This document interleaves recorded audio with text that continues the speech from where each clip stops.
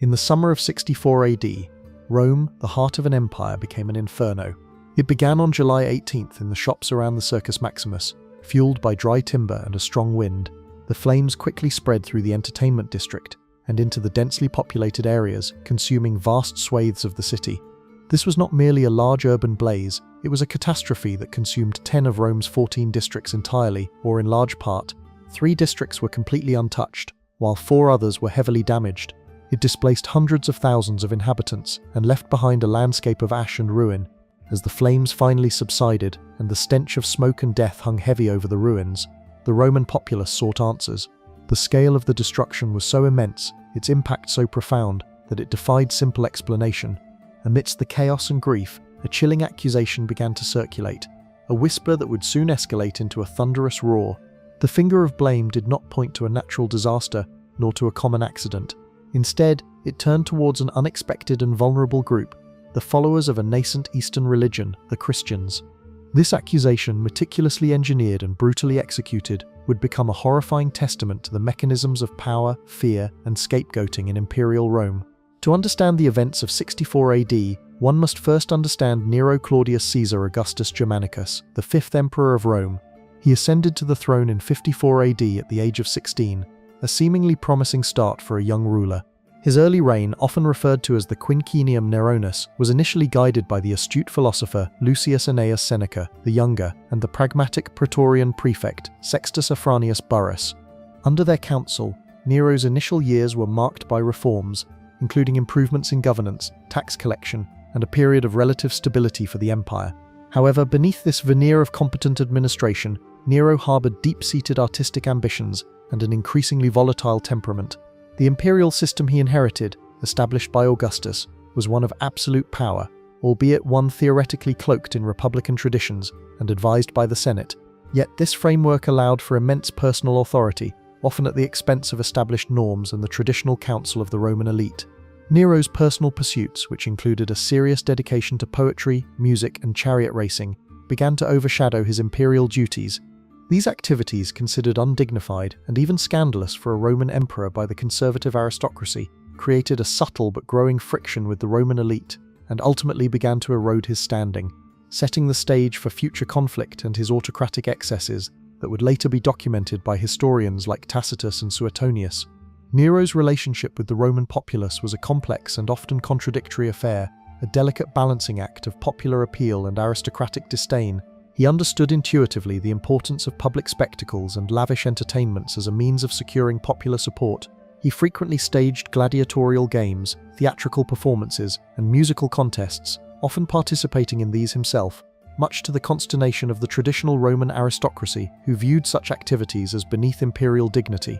However, these events often garnered him significant popular appeal, especially among the lower classes, who directly benefited from the distributions of grain, coin, and the sheer entertainment value that accompanied such displays.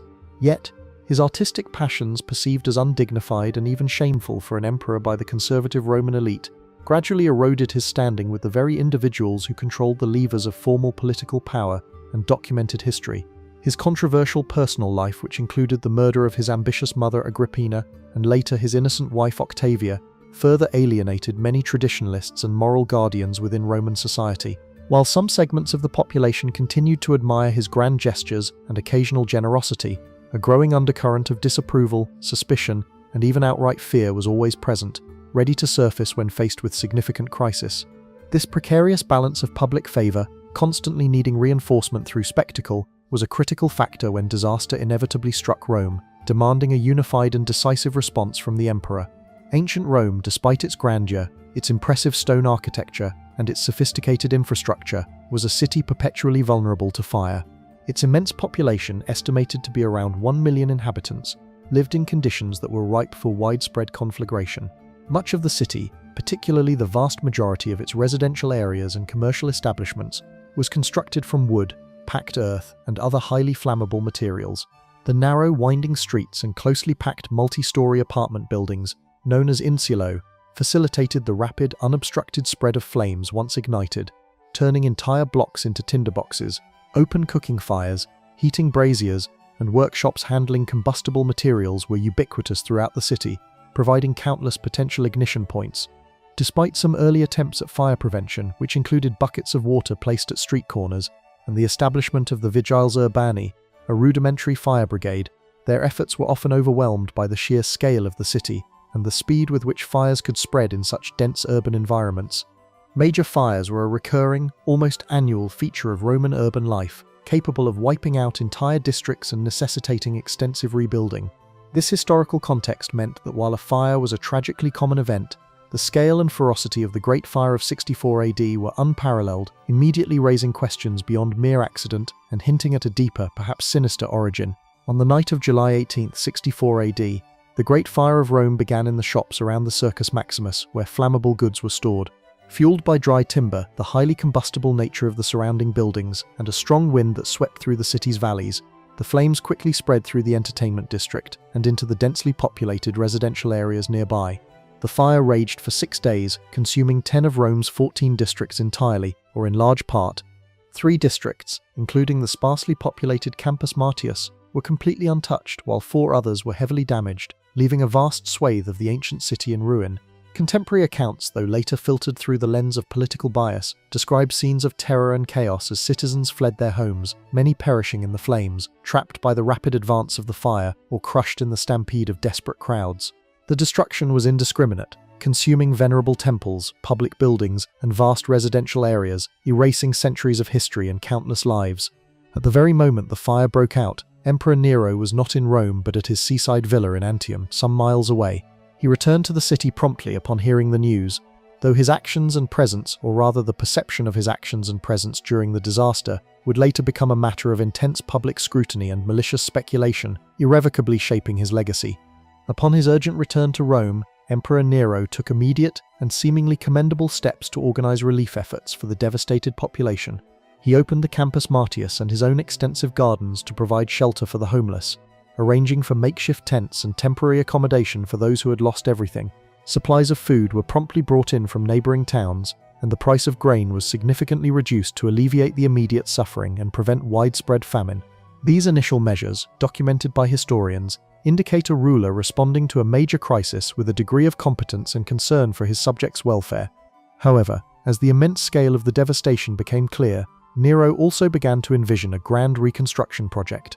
He laid out ambitious plans for a new Rome, one that would feature wider streets, more fire-resistant construction materials, and stricter new building codes designed to prevent future such catastrophes.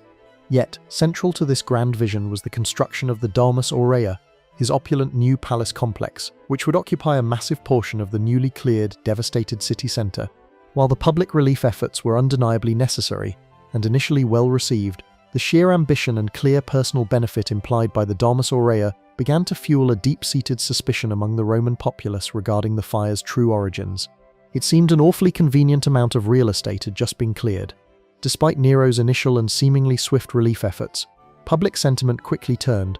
The sheer unprecedented scale of destruction, consuming approximately 2/3 of the city, combined with Nero's well-known, even obsessive ambition for grand architectural projects, fueled dark and persistent rumors. The whispers began innocently enough, perhaps as morbid jokes, that Nero had deliberately set the fire to clear land for his ambitious Domus Aurea, his golden house, which would occupy an enormous swath of the most desirable, now cleared, urban land. This suspicion was reportedly intensified by widely circulating stories that during the height of the fire, Nero had sung verses from his own epic poem about the burning of Troy, supposedly while playing the lyre, observing the destruction from a distant tower or vantage point. While historians like Tacitus, writing decades later, considered this specific detail a rumor, a malicious exaggeration rather than a verified fact, it vividly captured the public's growing perception of Nero as indifferent, self-serving, and possibly even culpable for the disaster. The idea that an emperor would use such a devastating act to facilitate his personal artistic and architectural ambitions became a powerful, corrosive narrative that demanded a definitive counter-narrative, or more accurately, a definitive scapegoat. As public unrest mounted and the whispers of Nero's culpability grew louder and more pervasive, the political pressure on the emperor became immense. Rome demanded an explanation, and more importantly, a perpetrator for the unprecedented devastation. The idea that such a monumental disaster, one that had reshaped the very landscape of the city and disrupted countless lives, could be a mere accident seemed insufficient to a populace reeling from loss, grief, and homelessness. Nero, acutely understanding the fragility of his public standing and the urgent need to deflect blame away from himself, required a visible and plausible target for the people's fury. The individual, or, more conveniently, the group chosen, would need to be sufficiently distinct from the general populace, already viewed with some level of suspicion or disdain, and crucially, without powerful advocates in the Senate, or among the Roman elite who could defend them effectively.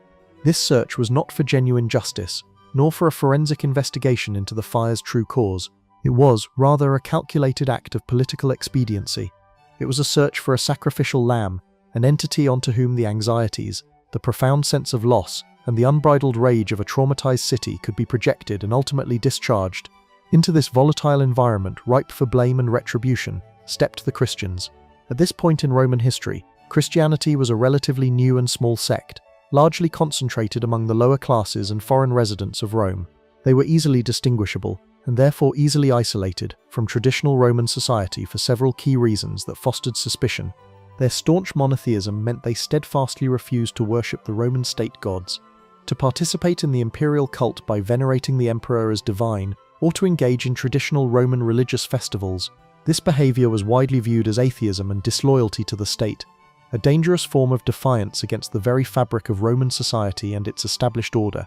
Furthermore, their closed-door meetings for worship and communal meals were often misinterpreted by outsiders as secret, subversive gatherings involving illicit and morally repugnant practices, such as cannibalism, misunderstanding the Eucharist, or sexual orgies, the Thyestean banquets and Oedipean incest accusations mentioned by Roman writers. Their perceived hatred of mankind stemmed from their withdrawal from traditional Roman social life, their refusal to engage in common pagan practices, and their eschatological beliefs that predicted the end of the current world order. All these factors combined to make Christians an easy and incredibly convenient target, already viewed with deep suspicion and lacking any significant political power or social standing to resist a concerted smear campaign or systematic persecution. The most significant historical account of Nero's accusation against the Christians comes from the eminent Roman historian Publius Cornelius Tacitus, writing his annals decades after the event, around 115 AD. In his detailed account, Book 15, Chapter 44, Tacitus describes Nero's desperate attempts to deflect blame for the catastrophic fire. Consequently, to get rid of the report, Tacitus writes, referring to the pervasive rumors of Nero's own culpability, Nero fastened the guilt and inflicted the most exquisite tortures on a class hated for their abominations, called Christians by the populace. Tacitus explicitly states that Nero's primary motivation was to suppress the widespread rumor of his own guilt in orchestrating the fire. He characterizes Christians as holding a deadly superstition and notes, with a clear Roman aristocratic bias, that all things horrible and shameful from every quarter of the globe find their way to Rome and become popular. While Tacitus certainly held a disdain for Christians himself, viewing their faith as a bizarre and dangerous superstition, he also implies with a chilling objectivity that their intense suffering at Nero's hands generated a measure of compassion, not for their perceived innocence, but for the sheer savagery of the single man. This passage is foundational, firmly establishing the political motivation behind the persecution, and presenting it not as a legitimate judicial process seeking justice, but as a calculated and brutal act of public relations and political scapegoating. Once identified as the convenient scapegoat, the Christians of Rome faced a horrific and systematic persecution orchestrated by the state. It is crucial to note that at this specific point in Roman history, there was no comprehensive or specific Roman law that explicitly outlawed Christianity as a religion. Instead, their prosecution was likely based on more general charges, such as maleficia, evil-doing, sorcery, or public disturbance, or simply their perceived hatred of mankind and general disruption of public order, as documented by various Roman writers. Nero's direct directive, fueled by the urgent need to deflect blame, provided the necessary impetus for widespread arrests. Christians were rounded up indiscriminately, subjected to summary trials that offered little or no opportunity for defense, or in many cases, no formal trials at all before being condemned. The ensuing persecutions were not random acts of mob violence, but rather state-sanctioned punishments designed to be public spectacles.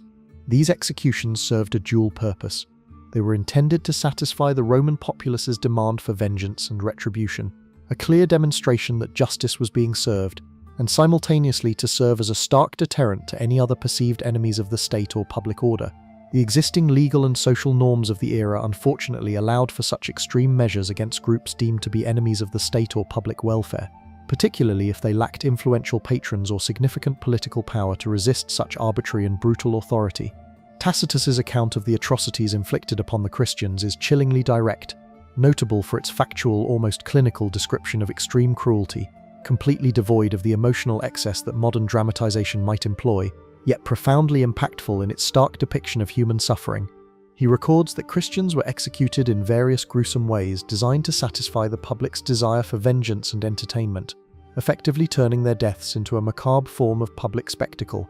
Some were crucified, a common and agonizing form of execution reserved for those deemed to be public enemies or criminals. Others were sewn into the skins of wild animals and then mauled to death by dogs in the arena, a particularly dehumanizing form of execution. Perhaps most infamously, many were covered with flammable materials, such as pitch or resin, and then set alight to serve as living torches, illuminating Nero's gardens at night for public entertainment and banquets. Tacitus himself, despite his personal disdain for Christians and their deadly superstition, notes with a surprising, almost reluctant, moral observation that even for criminals who deserved the most severe punishments, there arose a feeling of compassion, for it was not, as it seemed, for the public good, but to glut one man's cruelty, that they were being destroyed. This stark observation, coming from a Roman aristocrat who was certainly not sympathetic to Christianity, underscores the systematic nature of the brutality and its ultimate purpose as a calculated tool of political deflection rather than a genuine act of justice. The persecution of Christians following the Great Fire marked a significant turning point, not only in Nero's increasingly volatile reign, but also in the nascent history of Christianity within the Roman Empire. While the scapegoating of an unpopular minority may have temporarily appeased the Roman public's demand for retribution, Nero's subsequent actions, particularly his extravagant rebuilding projects, continued to fuel widespread resentment among both the elite and the general populace. The construction of the colossal Domus Aurea, his golden house, on prime real estate consumed by the fire, stood as a monumental testament to his self-serving ambition and his perceived indifference to the common good. The vast expenditures required for this ambitious palace and other lavish public works exacerbated Rome's already strained financial woes, necessitating heavier taxation and the debasement of the coinage, which further alienated segments of the population.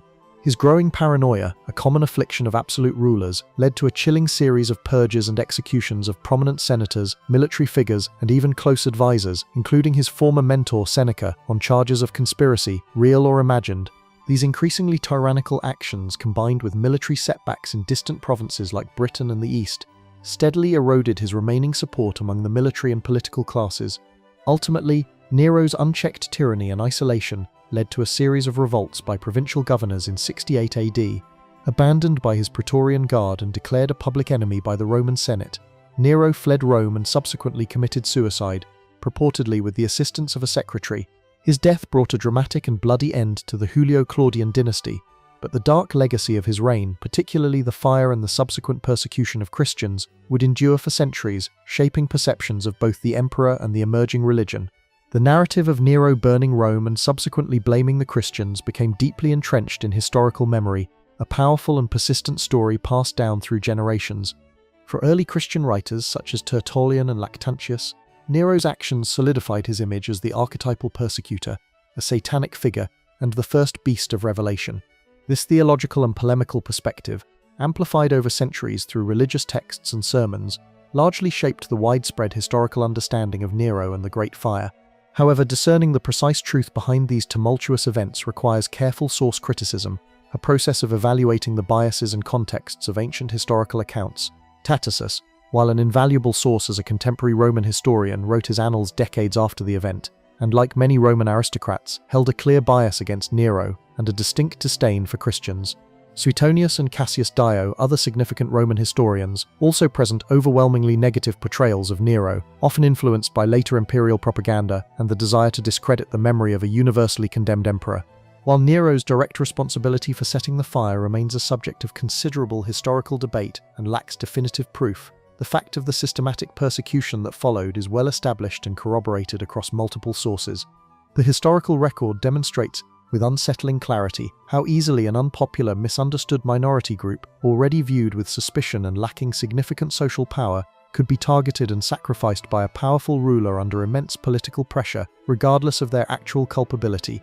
The story of Nero and the Great Fire of Rome is not merely an ancient historical anecdote confined to dusty archives. It serves as a stark and enduring warning about the corrupting influence of absolute power and the devastating consequences of political scapegoating. Nero's actions in his desperate attempt to deflect public anger from himself vividly illustrate how a ruler, faced with overwhelming public outrage and an urgent need to redirect blame, can systematically target a vulnerable minority, constructing a fabricated narrative of guilt where none objectively exists. The mechanisms employed were disturbingly simple and have been tragically repeated throughout history. First, identify an unpopular group that is already viewed with suspicion or prejudice. Second, amplify those existing prejudices and invent or exaggerate their supposed transgressions. And finally, unleash the full force of state power in the name of public order, justice, or national security, all the while satisfying a traumatized populace's demand for retribution. The Christians, in this specific instance, were not victims of a natural disaster, nor were they the perpetrators of Rome's burning. They were, rather, the victims of a calculated political maneuver that cynically harnessed pre-existing fear, ignorance, and prejudice to justify unspeakable cruelty. This historical episode reveals the terrifying ease with which human beings can be dehumanized and subjected to systematic destruction when deemed inconvenient, dangerous, or simply useful for those wielding power. It forces us to confront the uncomfortable reality that historical cruelty often emerges, not from the monstrous fantasies of tyrants, but from cold, cynical political calculations and the chilling willingness of a society to accept injustice, often fueled by fear and misinformation. This is the truth behind the grand narratives of empires, a truth that, much like the flames of 64 AD, deserves to be meticulously remembered and understood, not romanticized or forgotten.